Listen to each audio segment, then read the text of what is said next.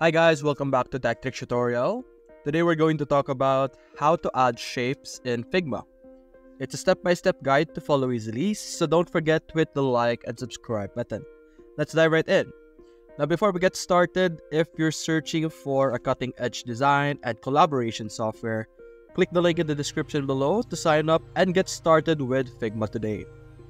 Now inside Figma, there are only a few options or a few shapes that you could actually add. So let's quickly demonstrate how you could add them. So let's create a frame first. And if you click on this option, the shapes over here, shapes tool, you have the option to create rectangles, ellipse, polygons, and stars. So let's create a very simple shapes over here. We have your rectangle over here, your ellipse, and your star and polygon.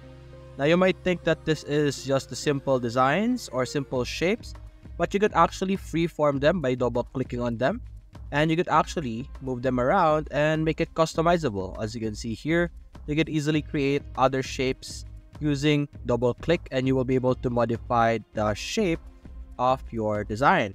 Then you could combine it with the settings over here on the right side.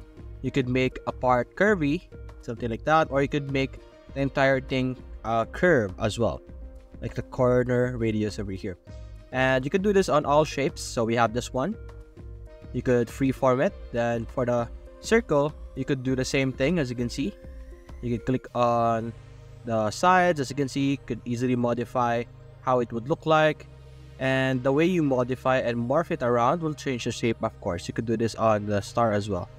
Click on double click and you will be able to change the ratio. As you can see, you could create an entirely new shape. There we go. And through this method, you will be able to create more shapes aside from the default shape that it already has. You can see. So that's basically it, guys. That is how you will be able to add shapes in Figma.